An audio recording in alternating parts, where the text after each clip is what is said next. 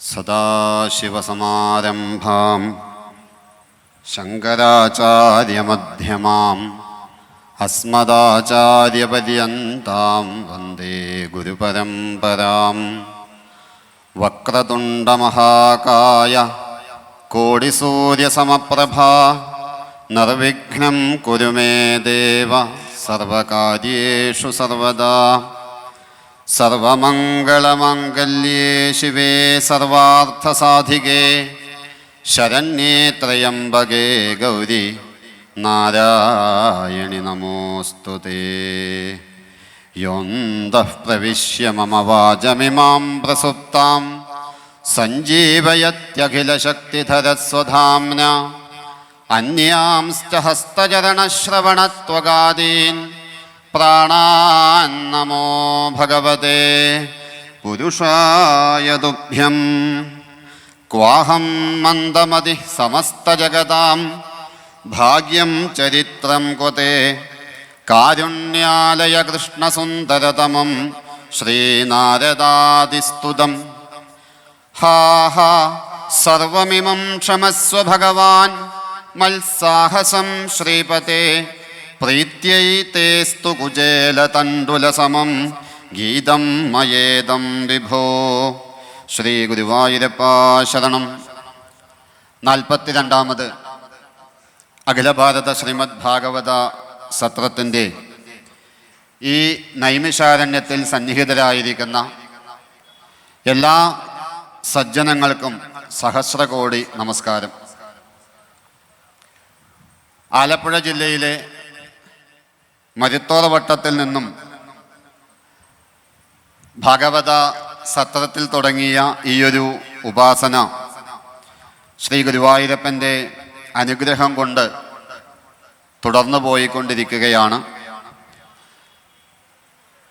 വളരെ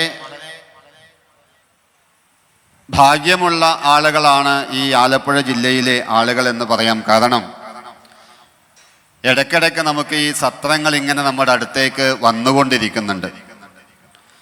ചിലപ്പോൾ സ്ഥിരമായി കിട്ടുന്നത് കൊണ്ടാവാം നമ്മുടെ ഈ വേദി ചിലപ്പോൾ ഇങ്ങനെ ഒഴിഞ്ഞിരിക്കുന്നത്. കാരണം ഇതിങ്ങനെ കേട്ട് കേട്ട് അല്ലേ, സാധാരണ ഭഗവാന്റെ കഥകൾ എത്ര കേട്ടാലും മതിയാവില്ല.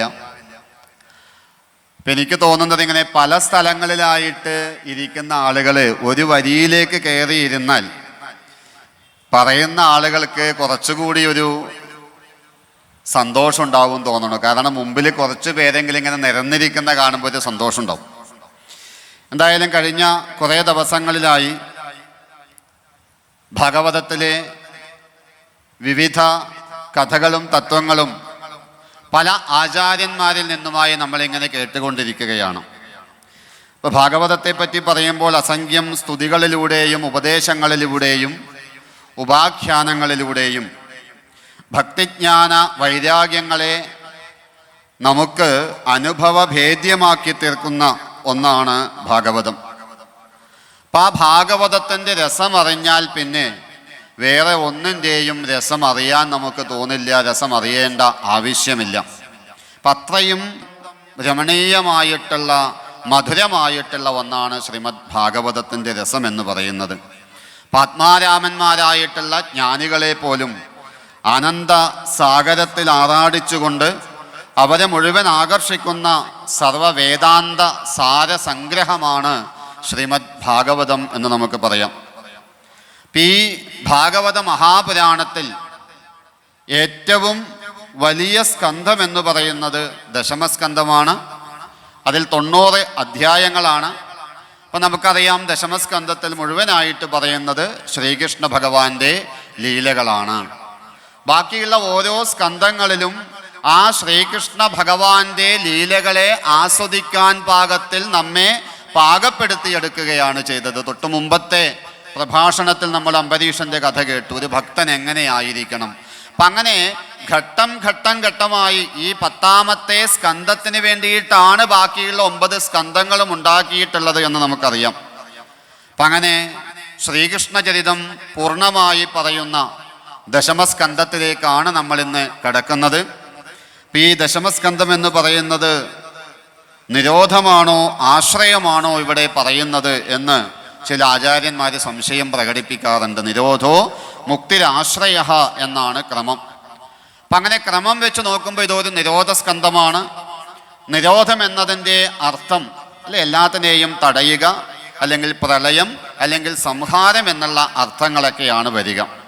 അപ്പോൾ ഇവിടെ ശ്രീകൃഷ്ണ ഭഗവാൻ ആ ജന്മമെടുത്തത് മുതൽ സ്വധാമത്തിലേക്ക് പോകുന്നത് വരെ അസംഖ്യം അസുരന്മാരെ ദുഷ്ടന്മാരെ നിഗ്രഹിക്കുന്നു എന്നതുകൊണ്ട് ഈ സ്കന്ധത്തെ സംഹാര സ്കന്ധം എന്ന് തന്നെ നമുക്ക് പറയാം. എന്നാൽ ഭഗവതത്തിന് ഏറ്റവും മനോഹരമായിട്ടുള്ള വ്യാഖ്യാനം എഴുതിയ ശ്രീധര സ്വാമികളുടെ അഭിപ്രായത്തിൽ അദ്ദേഹം പറയുന്നത് ദശമസ്കന്ധം എന്ന് പറയുന്നത് ആശ്രയസ്കന്ധമാണ്. കാരണം ഭഗവാൻ മാത്രമാണ് നമുക്ക് ആശ്രയമായിട്ടുള്ളത്. കൃഷ്ണസ്തു ഭഗവാൻ സ്വയം. അപ്പം അതുകൊണ്ട് ആ ഭഗവാൻ തന്നെയാണ് ശ്രീകൃഷ്ണനായി അവതരിച്ചുകൊണ്ട് ഈ പ്രപഞ്ചത്തിലെ മുഴുവൻ ആളുകളെയും തൻ്റെ ലീലകളെ കൊണ്ട് ആനന്ദത്തിൽ ആറാടിച്ചു കൊണ്ട് പോകുന്നത് എന്നതുകൊണ്ട് തീർച്ചയായിട്ടും ഇത് നമുക്ക് ആശ്രയ സ്കന്ധമായിട്ട് പറയാം എന്ന് പറയുന്നു. അപ്പോൾ ശ്രീകൃഷ്ണൻ എന്ന് പറയുന്നത് സമ്പൂർണ്ണ ജഗത്തിൻ്റെയും ആധാരമാണ്. അതുപോലെ ഈ ജഗത്തിൻ്റെ മുഴുവൻ രക്ഷകനുമാണ്. അതുകൊണ്ട് ഇവിടെ ആശ്രയ തത്വത്തെയാണ് പ്രസ്താവിച്ചിട്ടുള്ളത് എന്ന് നമുക്ക് മനസ്സിലാക്കാൻ സാധിക്കും. ഇപ്പോൾ ശ്രീകൃഷ്ണ അവതാരത്തെ പറയാൻ ദിവസങ്ങളോളം വേണ്ടിവരും. പക്ഷെ നമ്മുടെ സമയപരിമിതി കൊണ്ട് ദശമസ്കന്ധത്തിലെ 1 മുതൽ 5 വരെയുള്ള അധ്യായങ്ങളെയാണ് ഇന്നിവിടെ നമുക്ക് സ്മരിച്ചു പോകേണ്ടത് എന്നതുകൊണ്ട് ആ ശ്രീകൃഷ്ണ അവതാരം വളരെ ചുരുക്കി പറഞ്ഞ് നമുക്ക് അവസാനിപ്പിക്കാം. യഥാ യഥാ ഹി ധർമ്മസ്യ ഗ്ലാനിർഭവതി ഭാരത. ധർമ്മത്തിന് എപ്പോഴൊക്കെയാണോ ഗ്ലാനി സംഭവിക്കുന്നത് ആ സമയങ്ങളിലൊക്കെ ഞാൻ അവതരിക്കും എന്ന് ഭഗവാൻ നമുക്ക് വാക്ക് തന്നിട്ടുണ്ട്. ഇപ്പം ഇവിടെ ധർമ്മം പൂർണ്ണമായി നശിക്കുന്ന സമയത്ത്, അധർമ്മം മാത്രം കൊടികുത്തി വാഴുന്ന സമയത്ത് അവതരിക്കാമെന്നല്ല ഭഗവാൻ നമ്മളോട് പറഞ്ഞത്. എപ്പോഴൊക്കെയാണോ ധർമ്മത്തിന് ഗ്ലാനി സംഭവിക്കുന്നത്, ക്ഷയം സംഭവിക്കുന്നത്. ഇപ്പം ഇവിടെ ഈ ധർമ്മത്തെ പറ്റി പറയുന്ന സമയത്ത് ധർമ്മം, വിശേഷധർമ്മം, സദ്ധർമ്മം തുടങ്ങിയവയെ പറ്റി ധാരാളമായിട്ട് പല സന്ദർഭങ്ങളിലും നമ്മൾ കേട്ടിട്ടുണ്ടാവും, വിശദീകരിച്ചിട്ടുണ്ടാവും. അപ്പം മനുഷ്യൻ്റെ ഭൗതിക അഭിവൃദ്ധിയുടെയും ആധ്യാത്മിക വളർച്ചയുടെയും സമൂഹത്തിൻ്റെ നിലനിൽപ്പിൻ്റെയും ഉപാധിയെയാണ് ധർമ്മം എന്നതുകൊണ്ട് ഉദ്ദേശിക്കുന്നത്.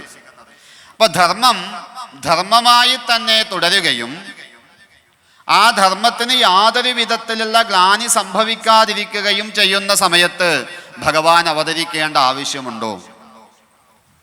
എല്ലാവരും അവരവരുടെ ധർമ്മം പരിപാലിച്ചുകൊണ്ട് മുന്നോട്ട് പോകുകയാണെങ്കിൽ പിന്നെ ഭഗവാൻ എന്തിന് അവതരിക്കണം? അതേപോലെ ഈ പ്രപഞ്ചത്തിൽ അധർമ്മം മാത്രമേ ഉള്ളൂ എങ്കിലും ഭഗവാന്റെ അവതാരത്തിൻ്റെ ആവശ്യമില്ല. അതുകൊണ്ട് ധർമ്മം ഒരിക്കലും പൂർണ്ണമായിട്ടും അവസാനിച്ചിട്ടില്ല. പക്ഷേ അധർമ്മം പെരുകി വന്നുകൊണ്ടിരിക്കുകയാണ്. ഈ സന്ദർഭത്തിലാണ് ഭഗവാൻ അവതരിക്കുന്നത് എന്ന് നമ്മൾ വീണ്ടും വീണ്ടും ഓർമ്മിക്കണം. ഇവിടെ വളരെ ശ്രദ്ധയോടുകൂടി തന്നെ നമ്മൾ ഈ കാര്യം മനസ്സിലാക്കണം. കാരണം ധർമ്മത്തിന് അത്രയ്ക്ക് നാശം സംഭവിച്ചിട്ടുണ്ട് എങ്കിൽ, അധർമ്മം മാത്രമാണ് ഇവിടെ കൊടികുത്തി വാഴുന്നത് എങ്കിൽ ഇത്രയും സ്വസ്ഥമായി ഇരുന്ന് നമുക്ക് ഈ സത്സംഗത്തിലൊന്നും പങ്കെടുക്കാൻ സാധിക്കില്ല. ഒരാളും ഭാഗവത സത്രത്തിലേക്ക് പ്രഭാഷണം കേൾക്കാൻ പോകേണ്ട എന്ന് നമ്മളോട് പറയുന്നില്ല.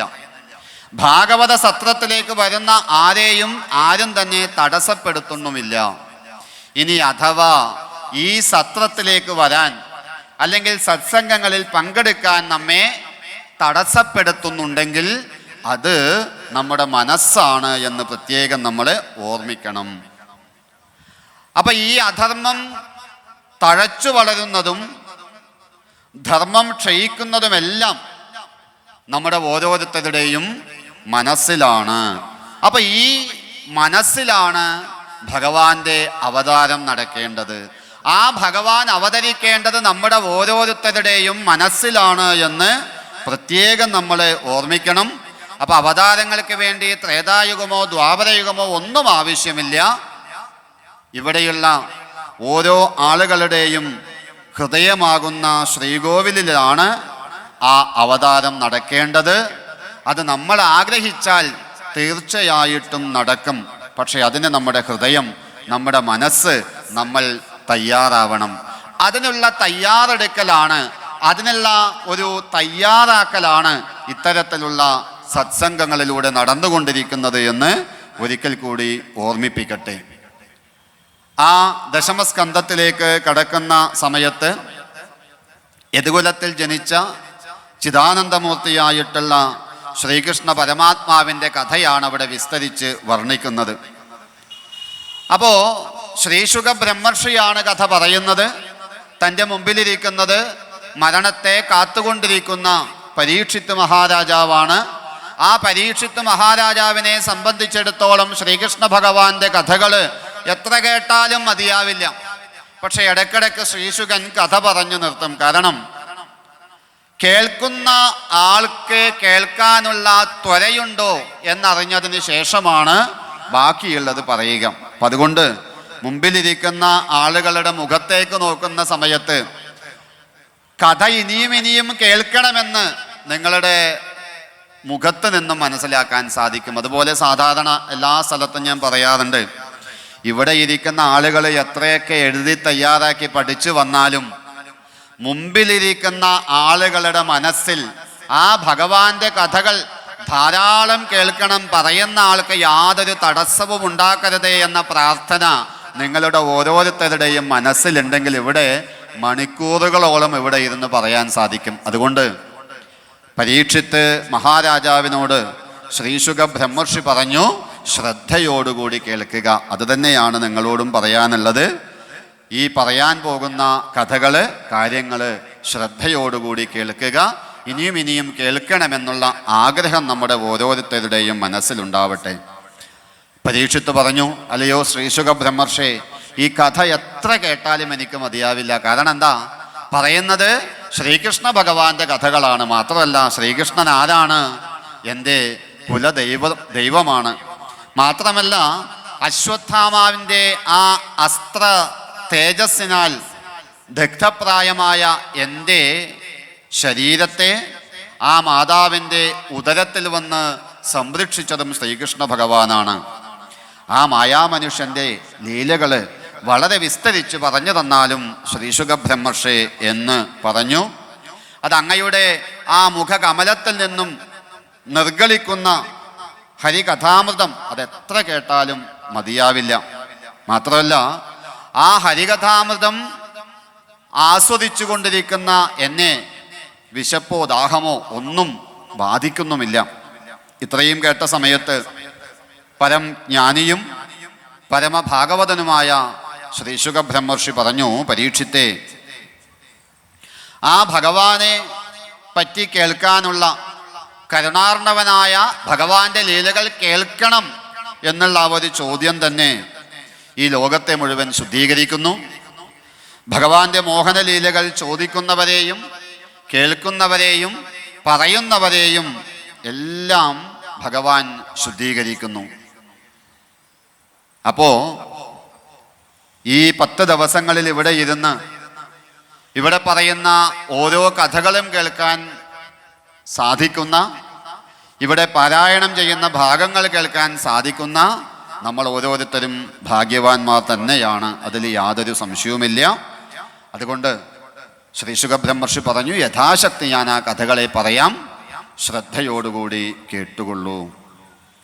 അപ്പം അങ്ങനെ ശ്രീശുക ബ്രഹ്മർഷി കഥകൾ പറയാൻ തുടങ്ങി. ആ ഭഗവാന്റെ അനുഗ്രഹം കൊണ്ട് ആ ഭഗവാൻ ഒരുപാട് അസുരന്മാരെ നിഗ്രഹിച്ചിട്ടുണ്ട്. പക്ഷെ അവരൊക്കെ പ്രാരബ്ധം കാരണം രാജാക്കന്മാരുടെ രൂപത്തിൽ, ഭരണകർത്താക്കളുടെ രൂപത്തിൽ ഈ ഭൂമിയിൽ വന്ന് ജനിച്ചു. കംസാദികളെ പോലെയുള്ള, ശിശുപാലനെ പോലെയുള്ള ദുഷ്ടന്മാരായിട്ടുള്ള രാജാക്കന്മാർ. എന്തായാലും ആ ശ്രീകൃഷ്ണ ഭഗവാൻ അവതരിച്ചു. ദേവകി മാതാവ് ഭഗവാനോട് ഓരോ കാര്യങ്ങൾ പറയുന്നുണ്ട്. അവസാനം ദേവകി പറഞ്ഞു, അല്ലയോ ഭഗവാനെ, ഈ പ്രപഞ്ചത്തിൻ്റെ മുഴുവൻ നാഥനായിട്ടുള്ള അങ്ങ് ഒരു സാധാരണക്കാരിയായിട്ടുള്ള എൻ്റെ ഗർഭത്തിൽ വന്ന് ജനിച്ചു എന്ന് പറഞ്ഞാൽ ലോകരെന്നെ കളിയാക്കും. അഹോ നിർലോകസ്യ വിടംബനം തത്. അപ്പം അതുകൊണ്ട് ഭഗവാൻ എന്ത് ചെയ്യണം? ഭഗവാനെ ഈ ചതുർബാഹുവായിട്ടുള്ള രൂപത്തെ മാറ്റി ഒരു സാധാരണ ശിശുവിൻ്റെ രൂപത്തെ പ്രാപിക്കണമെന്ന് ആ അമ്മ പറഞ്ഞ സമയത്ത് അമ്മയുടെ വാക്കുകളെ സാധൂകരിക്കാൻ വേണ്ടി, അമ്മയുടെ ആഗ്രഹത്തെ സഫലമാക്കാൻ വേണ്ടി ഭഗവാൻ തൻ്റെ ആ ഒരു ചതുർബാഹുവായിട്ടുള്ള രൂപത്തെ സംഹരിക്കുന്നു. അതിനു മുമ്പ് ഭഗവാൻ പറയുന്നുണ്ട്, ഞാൻ നിങ്ങളുടെ പുത്രനായിട്ട് ഇത് 3-ാമത്തെ പ്രാവശ്യമാണ് ജനിക്കുന്നത്. മുമ്പ് പ്രശ്നിയുടെ ഗർഭത്തിൽ ജനിച്ചു, 2-ാമത്തെ തവണ വാമനനായി അവതരിച്ചു, ഇതാ 3-ാമത്തെ തവണ ശ്രീകൃഷ്ണനായിട്ട് അവതരിച്ചിരിക്കുകയാണ്. അപ്പം നിങ്ങളുടെ പ്രാർത്ഥന നിങ്ങളുടെ മകനായിട്ട് ഞാൻ ജനിക്കണമെന്നായിരുന്നു. പുറത്ത് മകനായിട്ടും അകത്ത് പരബ്രഹ്മസ്വരൂപവുമായി എന്നെ കണ്ടുകൊണ്ട് ഉപാസിച്ചുകൊള്ളൂ. നിങ്ങൾക്ക് ഈ ജന്മത്തിൽ ജന്മസാഫല്യം, മോക്ഷം ലഭിക്കുമെന്ന് അനുഗ്രഹിച്ചുകൊണ്ട് ഭഗവാൻ ഒരു സാധാരണ ബാലനായി തീർന്നു.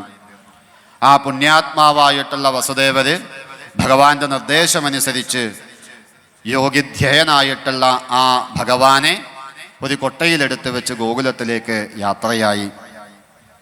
ഇതേ സമയത്ത് യോഗമായ യശോദയുടെ പുത്രിയായിട്ട് ഗോകുലത്തിൽ ജനിച്ചു. ആ യോഗമായ ജന്മം കൊണ്ട സമയത്ത് തന്നെ ലോകത്തെ മുഴുവൻ നിദ്രയിൽ ആഴ്ത്തി. ഇവിടെ ഭഗവാൻ തൻ്റെ ചതുർബാഹുവായിട്ടുള്ള രൂപത്തെ സംഹരിച്ച് ഒരു സാധാരണ ബാലൻ്റെ രൂപമെടുത്ത് സമയത്ത് ആ വസുദേവരുടെ കൈകാലുകളിൽ ബന്ധിച്ചിരുന്ന ചങ്ങലയൊക്കെ പൊട്ടിത്തെറിച്ചു.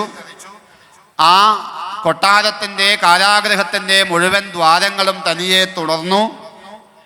പുറത്ത് ആദിശേഷൻ ഒരു കാവൽക്കാരനെ പോലെ കാത്തിരിക്കുന്നുണ്ടായിരുന്നു. കാരണം പുറത്ത് ചെറുതായിട്ട് മഴ പെയ്യുന്നുണ്ട്. അങ്ങനെ ആ കുഞ്ഞുബാലനെ, ആ ഉണ്ണിക്കണ്ണനെ കൊട്ടയിലാക്കി തൻ്റെ ശിരസിലേറ്റിക്കൊണ്ട് വസുദേവര് പുറത്തേക്കിറങ്ങിയ സമയത്ത് ആദിശേഷൻ ആ മഴയിൽ നിന്നും ഭഗവാനെ രക്ഷിക്കാൻ കുടപിടിച്ചുകൊണ്ട്, രാത്രിയാണ്, ആ രാത്രികാലത്തെ ഇരുട്ടിനെ ആ ആദിശേഷൻ്റെ ഫണങ്ങളിലുള്ള ആ രത്നങ്ങളുടെ പ്രകാശം കൊണ്ട് വഴി കാണിച്ചു കൊടുത്തുകൊണ്ട് ഒരു ഭൃത്യനെ പോലെ ഭഗവാന്റെ പിന്നാലെ നടന്നു. വഴിക്ക് കാളിന്തി ഗംഭീരമായി ഗർജിച്ചുകൊണ്ട് ഒഴുകിയിരുന്നു. ആ ഭഗവാനെ വഹിച്ചതായ വസുദേവരെ കാളിന്തിയിലേക്ക് കാലെടുത്തു വെച്ച സമയത്ത് എവിടെ നിന്നെന്നറിയില്ല, കാളിന്തി നദി ആ വഴിയൊക്കെ മാറിക്കൊടുത്തു. ചില കഥകളിൽ പറയുന്നത് കാളിന്തി വസുദേവരുടെ കഴുത്തറ്റം പൊങ്ങി എന്ന് പറയുന്നുണ്ട്. കാരണം ആ ഭഗവാന്റെ പാദസ്പർശമൊന്ന് ഏൽക്കാൻ വേണ്ടി.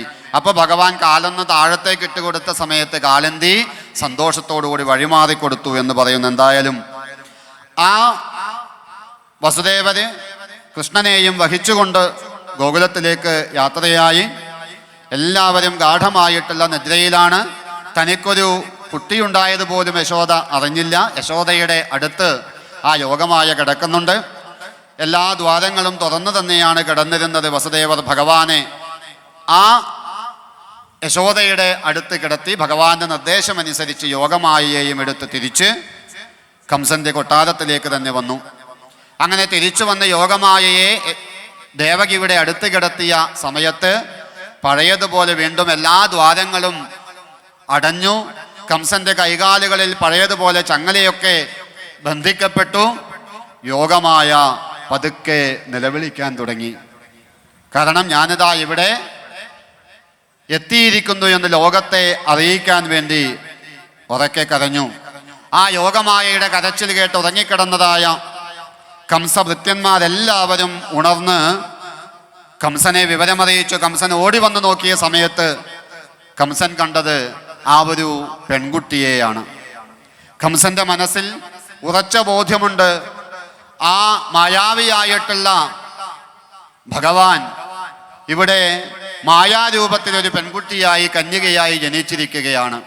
എന്തായാലും ആ കന്യകയെ കയ്യിലെടുത്തുകൊണ്ട് മറ്റുള്ള കുട്ടികളെയൊക്കെ എപ്രകാരമാണോ അടിച്ചു കൊന്നത്, അതേപോലെ അടിച്ചു കൊല്ലാൻ വേണ്ടി കൈ പൊക്കിയ സമയത്ത് ആ കംസന്റെ കയ്യിൽ നിന്നും തെന്നിമാറിക്കൊണ്ട് യോഗമായ അന്തരീക്ഷത്തിലേക്ക് ഉയർന്നുപോയി സർവാഭരണ വിഭൂഷിതയായിക്കൊണ്ട് ആകാശമാർഗത്തിൽ നിന്നുകൊണ്ട് ആ ദേവി ഉറക്കെ പ്രഖ്യാപിച്ചു, അല്ലയോ കംസ, നീ എന്നെ വധിച്ചിട്ട് എന്ത് പ്രയോജനം?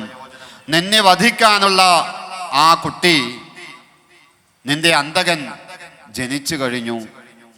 അതുകൊണ്ട് ഇനിയെങ്കിലും ആ ഭഗവാന്റെ അനുഗ്രഹത്തിനായി ബോധത്തോടുകൂടി പ്രവർത്തിക്കൂ, നിന്റെ ഹിതം നീ ചിന്തിച്ചു കൊള്ളുക എന്ന ദേവിയുടെ വാക്കുകൾ കേട്ട സമയത്ത് കുറച്ചു നേരത്തേക്കെങ്കിലും ആ കംസൻ എന്തു ചെയ്യണമെന്നറിയാതെ ഇതികർത്തവ്യത മൂഢനായി പോയി എന്ന് പറയുന്നു. ഇവിടെ സത്യത്തിൽ നേരത്തെ നാരദര് പറഞ്ഞതുപോലെ തന്നെയാണ് ദേവിയുടെയും ആഗ്രഹം. ദേവിക്ക് മിണ്ടാതെ പോവാം, ദേവിക്ക് സംസാരിക്കേണ്ട ആവശ്യമൊന്നുമില്ല. ഇവിടെ ദേവി സംസാരിച്ച സമയത്ത് നിന്റെ അന്തകൻ ജനിച്ചു കഴിഞ്ഞു എന്ന് പറഞ്ഞ് എവിടെയാണ് ജനിച്ചത് എന്ന് സൂചിപ്പിച്ചിട്ടില്ല. കംസന്റെ ഭയം വർദ്ധിച്ചു. എങ്കിലും ആ ദേവകി വസുദേവന്മാരുടെ മുന്നിൽ ചെന്നുകൊണ്ട് കംസൻ പറഞ്ഞു, ഞാൻ ഇതുവരെ ചെയ്തത് ഒക്കെ തെറ്റാണ്, അതുകൊണ്ട് നിങ്ങൾ എന്നെ അനുഗ്രഹിക്കണമെന്ന് പറഞ്ഞ് അവരുടെ അനുഗ്രഹം വാങ്ങിക്കൊണ്ട് അവരെ ചങ്ങലയിൽ നിന്നും മോചിപ്പിച്ചു എന്ന് പറയുന്നു. പിന്നീട് കംസൻ നേരെ കൊട്ടാരത്തിലേക്ക് പോയി. ആ കൊട്ടാരത്തിലേക്ക് കംസനെത്തി അന്നത്തെ ദിവസം സ്വസ്ഥമായി ഉറങ്ങി. പിറ്റേ ദിവസം രാവിലെ മന്ത്രിസഭ വിളിച്ച സമയത്ത് ദുഷ്ടന്മാരായിട്ടുള്ള മന്ത്രിമാരൊക്കെ കംസനോട് പറഞ്ഞു, കംസ, സ്വസ്ഥനായിരിക്കേണ്ട സമയമല്ല, ബുദ്ധിപൂർവം പ്രവർത്തിക്കേണ്ട സമയമാണ്. കാരണം നിന്റെ അന്തകൻ എവിടെ ജനിച്ചാലും അവനെ ഞങ്ങൾ ഇല്ലാതെയാക്കും. അങ്ങനെ പരിസരത്തുള്ള എല്ലാ നവജാത ശിശുക്കളെയും അതുപോലെ സജ്ജനങ്ങളായിട്ടുള്ള ആളുകളെയൊക്കെ വകവരുത്താൻ വേണ്ടി കംസൻ ആജ്ഞാപിച്ചു. ആ കംസന്റെ ആജ്ഞയ്ക്ക് അനുസരിച്ച് എല്ലാവരും പല ഭാഗങ്ങളിലേക്കായി പോയി. എല്ലാവരും പല ഭാഗങ്ങളിൽ പോയി ആ പുതിയ പുതിയ ശിശുക്കളെയും അതുപോലെ സജ്ജനങ്ങളെയുമൊക്കെ ഇല്ലാതെയാക്കി. അങ്ങനെ ആ ഒരു ദ്രോഹം അവിടെ നടന്നുകൊണ്ടിരിക്കുന്നു. ഇതേ സമയത്ത് അങ്ങ് അമ്പാടിയിൽ ഭാഗ്യവതികളിൽ ഭാഗ്യവതിയായിട്ടുള്ള നന്ദപത്നിയായ യശോദയുടെ ആ പ്രസവമുറിയിൽ കൈകാലുകൾ മന്ദം ചലിപ്പിച്ചുകൊണ്ട് ഈ പ്രപഞ്ചത്തെ മുഴുവൻ ആനന്ദസാഗരത്തിൽ ആറാടിക്കാൻ വേണ്ടി ജന്മമെടുത്ത ആ ഭഗവാൻ പതുക്കെ ഒന്ന് കരയാൻ തുടങ്ങി. ആ കരച്ചിൽ കേട്ട സമയത്ത് ഗോപസ്ത്രീകൾ എല്ലാവരും ഓടി യശോദയുടെ അടുത്തേക്കെത്തി. ആ യശോദയ്ക്ക് ഉണ്ണിയുണ്ടായ വിവരം ലോകത്തെ മുഴുവൻ അറിയിക്കാൻ വേണ്ടി പലരും പല ഭാഗങ്ങളിലേക്കും ഓടി. ദേവകിയുടെ അടുത്ത് കൃഷ്ണൻ ജനിച്ച സമയത്ത് അതാരെയും അറിയിക്കാൻ സാധിച്ചില്ല. പക്ഷെ അതിന് പകരമായിട്ട് ഈ ഗോകുലത്തിൽ എല്ലാവരെയും പെരുമ്പറ കെട്ടിക്കൊണ്ട് അറിയിക്കാൻ തുടങ്ങി. ആ യശോദയ്ക്ക് ഉണ്ണിയുണ്ടായ വിവരമറിഞ്ഞ ഗോകുലം മുഴുവൻ ആനന്ദസാഗരത്തിൽ ആറാടി. നന്ദഗോപർക്കുണ്ടായ ആനന്ദത്തെ പറയേണ്ട ആവശ്യമില്ല. ഗോപസ്ത്രീകൾ എല്ലാവരും സർവാഭരണ വിഭൂഷിതകളായിക്കൊണ്ട് ആ ഭഗവാനെ കാണാൻ വേണ്ടി യശോദയുടെ അടുത്തേക്ക് ഓടിയോടി എത്തി. അവരെല്ലാവരും മഞ്ഞൾ വെള്ളമൊക്കെ കലക്കി പരസ്പരം ശരീരത്തിലേക്ക് ഒഴിച്ച് ആനന്ദിക്കാൻ തുടങ്ങി. അവിടെ വന്ന ഓരോരുത്തർക്കും യശോദയും നന്ദഗോപരും വളരെ സന്തോഷത്തോടുകൂടി പാരിതോഷികങ്ങളൊക്കെ കൊടുത്ത് അയക്കുന്നുണ്ട്. കാരണം അവർക്കുണ്ടായ സന്തോഷം, ആ സന്തോഷം എങ്ങനെയാണ് പ്രകടിപ്പിക്കേണ്ടത് എന്നറിയില്ല. അപ്പൊ വന്ന ഓരോരുത്തർക്കും ഓരോരോ പുരസ്കാരങ്ങൾ കിട്ടി. ചിലർക്ക് തുളസിമാലയാണ് കിട്ടിയത്, ചിലർക്ക് കിട്ടിയത് മുത്തുമാലകളാണ്, ചിലർക്ക് വെണ്ണ കിട്ടി, ചിലർക്ക് നനച്ച അവല് കിട്ടി. അങ്ങനെ ഓരോരുത്തർക്കും എന്താണോ യശോദയുടെയും നന്ദഗോപരുടെയും കൈകളിൽ കിട്ടുന്നത് അത് ഓരോരുത്തർക്കായി എടുത്ത് കൊടുത്തുകൊണ്ടിരുന്നു. അങ്ങനെ എല്ലാവരും അവിടെ ആനന്ദസാഗരത്തിൽ ആറാടിക്കൊണ്ടിരിക്കുകയാണ്.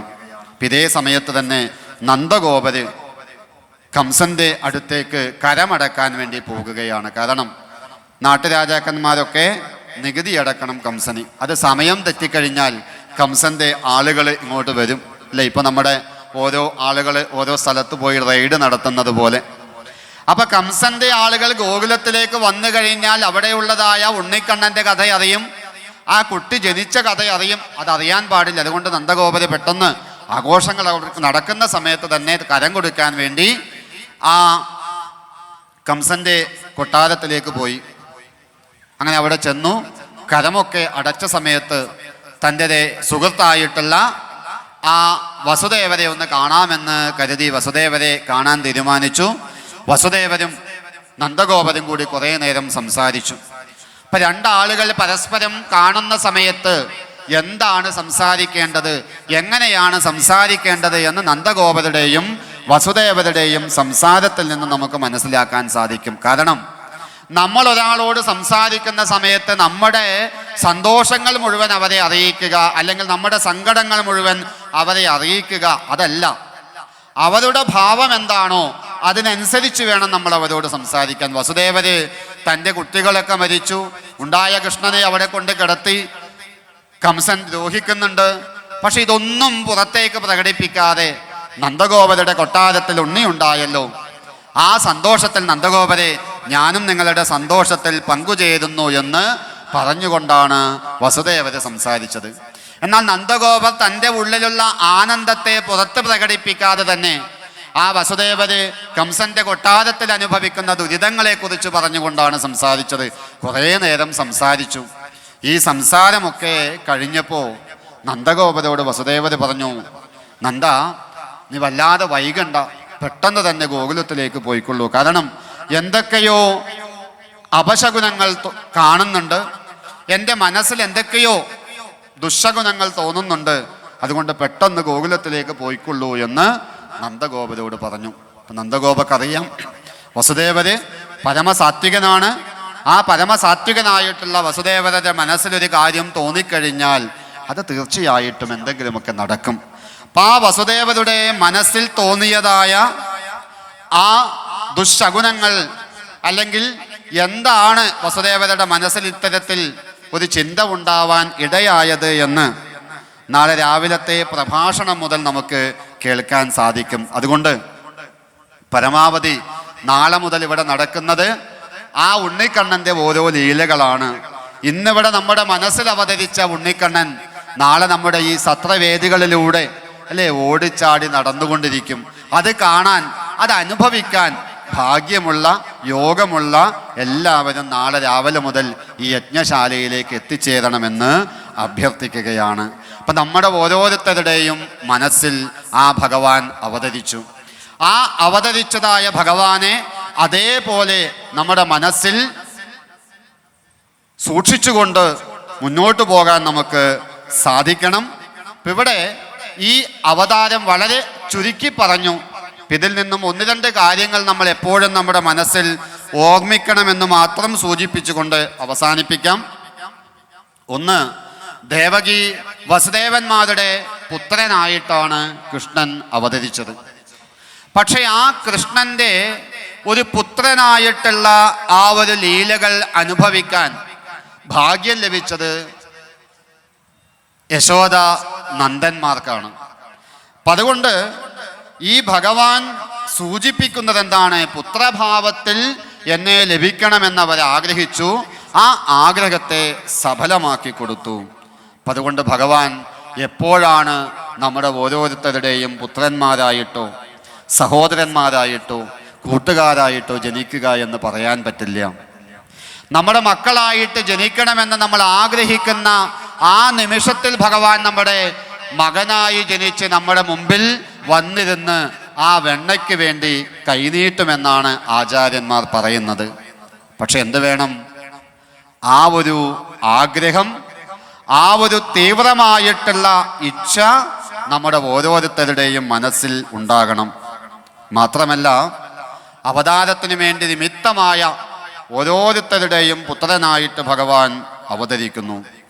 അപ്പോൾ ഭഗവാൻ അവതരിക്കാൻ തയ്യാറാണ്. ആരുടെ ഉദരത്തിൽ വന്നും ആരുടെ ഗൃഹത്തിൽ വന്നും അവതരിക്കാൻ ഭഗവാൻ തയ്യാറാണ്. പക്ഷേ ആ ഭഗവാനെ സ്വീകരിക്കാനുള്ള, ആ ഭഗവാന്റെ മാതാപിതാക്കളാകാനുള്ള പവിത്രത, അതിനുള്ള ത്യാഗം, അത് എത്ര പേർക്കാണ് ഉള്ളത്? പണ്ടൊരു ആചാര്യനോട് ഇതേ ചോദ്യം ഭഗവാൻ എന്തേ അവതരിക്കാത്തത് എന്ന് ചോദിച്ച സമയത്ത് ആ ആചാര്യൻ പറഞ്ഞ ഉത്തരം ഇതാണ്: ഭഗവാനെ സ്വീകരിക്കാനുള്ള പാത്രങ്ങൾ റെഡിയല്ല.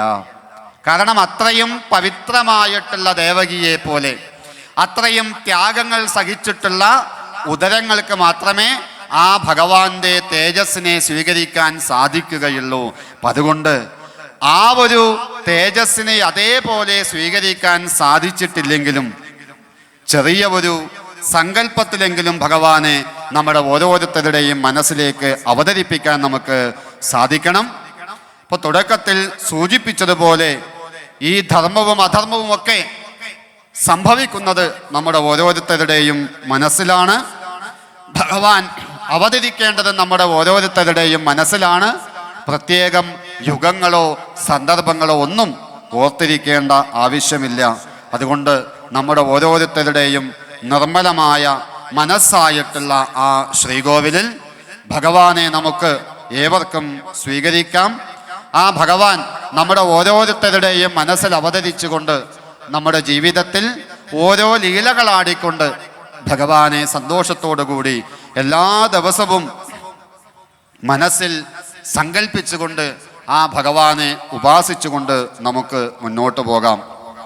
വില്വമംഗലം സ്വാമിയാര് ശ്രീകൃഷ്ണ കർണാമൃതത്തിൽ പറയുന്നു: ഹേ ദേവ ഹേ ദയിത ഹേ ജഗദേക ബന്ധോ ഹേ കൃഷ്ണ ഹേ ചബല ഹേ കരുണൈക സിന്ധോ ഹേ നാഥ ഹേ രമണ ഹേ നയനാഭിരാമ ഹാഹാ കഥാനുഭവിദാസി പദം ദൃശോർമേ. അല്ലയോ ഭഗവാനെ കരുണാസിന്ധു, അങ്ങ് എപ്പോഴാണ് എൻ്റെ മുമ്പിൽ വന്ന് അവതരിക്കുക? എൻ്റെ കണ്ണുകൾ കൊണ്ട് എപ്പോഴാണ് എനിക്ക് അങ്ങയെ കാണാൻ സാധിക്കുക? അപ്പം നമ്മുടെ ഓരോരുത്തരുടെയും പ്രാർത്ഥന ഇങ്ങനെയാവണം: ആ ഭഗവാനെ എപ്പോഴാണ് അങ്ങയെ കാണാൻ സാധിക്കുക? മനസ്സുകൊണ്ട് നമ്മളെല്ലാവരും ആ കൃഷ്ണാവതാരത്തെ സ്വീകരിച്ചു കഴിഞ്ഞു. മനസ്സുകൊണ്ട് നമുക്ക് ആ ഭഗവാൻ അവതരിച്ചതും ആ ഭഗവാന്റെ ലീലകളും ഒക്കെ നമുക്ക് മനസ്സുകൊണ്ട് നാളെ മുതൽ കാണാനും സാധിക്കും. പക്ഷേ ആ മനസ്സിൽ കാണുന്ന സമയത്ത്, ഈ കഥകളൊക്കെ കേൾക്കുന്ന സമയത്ത് വീണ്ടും വീണ്ടും വീണ്ടും ഓർമ്മിപ്പിക്കുന്നു. സാധാരണ പറയാറുള്ളത് പോലെ ഈ ഭാഗവത സത്രത്തിലും ഭാഗവത സപ്താഹങ്ങളിലുമൊക്കെ പങ്കെടുക്കുന്ന സമയത്ത്, ഈ ഭഗവാന്റെ കഥകളൊക്കെ കേൾക്കുന്ന സമയത്ത് വളരെ ആനന്ദത്തോടുകൂടി കഥകളൊക്കെ കേട്ട് നമ്മൾ വീട്ടിലേക്ക് പോകും. 2-3 ദിവസങ്ങൾ ആ കഥകളുടെ ഒരു സ്ഫുരണം നമ്മുടെ ഓരോരുത്തരുടെയും മനസ്സിലുണ്ടാകും. പിന്നീട് പതുക്കെ പതുക്കെ അത് മാഞ്ഞു പോകും. പക്ഷേ അത്തരത്തിൽ മാഞ്ഞു പോകുകയല്ല വേണ്ടത്. മറിച്ച് ഇവിടെ നിന്നും കിട്ടുന്ന ഓരോ സന്ദർഭങ്ങളും നമ്മുടെ മനസ്സിലേക്ക് ഉൾക്കൊണ്ടുകൊണ്ട് ആ കേട്ട ഓരോ കാര്യങ്ങളെയും ശ്രവണ മനന നിധിധ്യാസനങ്ങളിലൂടെ നമുക്ക് കേൾക്കാനും കേട്ടതിനെ ചിന്തിക്കാനും എന്തുകൊണ്ടാണ് ഇങ്ങനെ പറഞ്ഞത്, കൃഷ്ണൻ എന്തിനാണ് അവതരിച്ചത്, ആ കൃഷ്ണൻ എവിടെയാണ് അവതരിക്കേണ്ടത്, കൃഷ്ണൻ എന്തൊക്കെ കാര്യങ്ങളാണ് ചെയ്തത്, ഇതൊക്കെ നമ്മൾ ചിന്തിക്കുക. ചിന്തിച്ചതിന് ശേഷം കൃഷ്ണൻ ചെയ്ത കാര്യങ്ങളെ എന്തൊക്കെയാണ് എനിക്ക് എൻ്റെ ജീവിതത്തിൽ പ്രാവർത്തികമാക്കാൻ സാധിക്കുക എന്നുകൂടി നമ്മൾ ആലോചിക്കണം. ആ ശ്രീകൃഷ്ണ ഭഗവാനെ മാതൃകയാക്കിക്കൊണ്ട് നമുക്ക് മുന്നോട്ട് പോകാം. ആചാര്യന്മാർ പറയും, ശ്രീകൃഷ്ണന്റെ എല്ലാ ലീലകളെയും നമുക്ക് നമ്മുടെ ജീവിതത്തിൽ മാതൃകയാക്കാം, അല്ലേ? ആ കൃഷ്ണന്റെ ആ വിവാഹ ലീലകൾ ഒഴിച്ച്. കാരണം അവിടെ പല സന്ദർഭങ്ങളിലായി പല പല വിവാഹങ്ങൾ ഭഗവാൻ ചെയ്യുന്നുണ്ട്. അതിൻ്റെ പിന്നാലെ മാത്രം പോകാതെ ബാക്കിയുള്ള ഭഗവാന്റെ ഓരോ ലീലകളെയും നമുക്ക് നമ്മുടെ ജീവിതത്തിൽ പ്രാവർത്തികമാക്കാൻ നമുക്ക് സാധിക്കട്ടെ. ഇനി വരുന്ന സമയത്ത് ആ കുചേലൻ്റെയൊക്കെ കഥകൾ പറയുന്ന സമയത്ത് എല്ലാവരെയും ഒരേപോലെ കണ്ടുകൊണ്ട്, ഈ പ്രപഞ്ചത്തിലെ സർവചരാചരങ്ങളെയും ഒരേപോലെ കണ്ടുകൊണ്ട് ജീവിക്കാനാണ് ഭാഗവതവും ശ്രീകൃഷ്ണനും നമ്മെ പഠിപ്പിക്കുന്നത്, അല്ലേ? അതുകൊണ്ടാണ് ഗോകുലത്തിലും ആ പശുക്കളുടെ കൂടെയും ഓരോ സന്ദർഭങ്ങളിലും കൃഷ്ണൻ നമുക്ക് മാതൃകയായിക്കൊണ്ട് ജീവിക്കുന്നുണ്ട്. ആ ശ്രീകൃഷ്ണ പരമാത്മാവിനെ മാതൃകയാക്കിക്കൊണ്ട് നമുക്ക് നമ്മുടെ ജീവിതത്തെ മുന്നോട്ട് കൊണ്ടുപോകാൻ സാധിക്കട്ടെ.